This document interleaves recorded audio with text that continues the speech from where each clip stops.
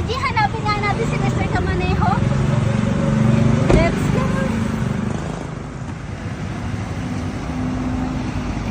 Ayun, ayun siya guys. Nakikita niyo siya. Tara, puntahan niyo.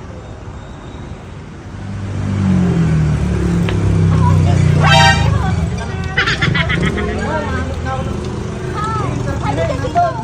Ayun, meron na siya nakitang pwede natin pagtanungan about sa roadside. Tara guys. Wow!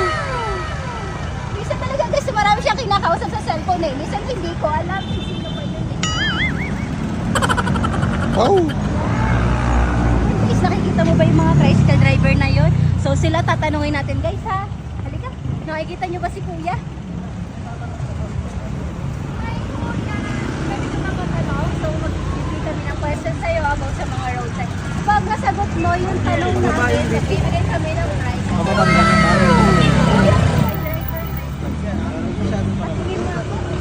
Ayun! Meron daw siyang driver license. Tingnan natin guys ha, kung ano yung mga restriction ko niya.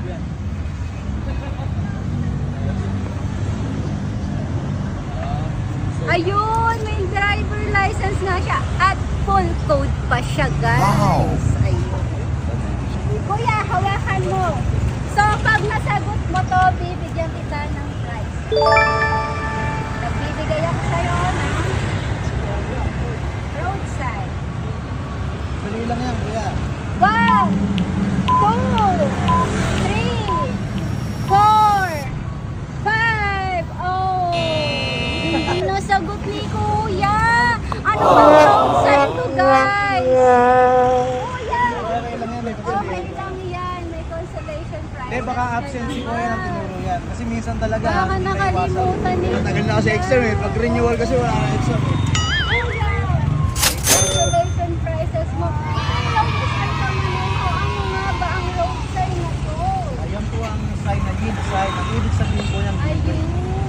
So, kapag dumadaan tayo sa isang yield sign, ibig sabihin, magbigay tayo ng daan sa mga sasakyan, mga salubyo, o sabay natin sa intersection.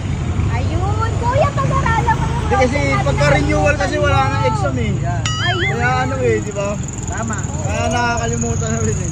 Ayun. Kapag renewal Thank you, daw, kuya. wala na daw Salamat. exam. Thank you po. Kuya, thank you. Thank you. Thank you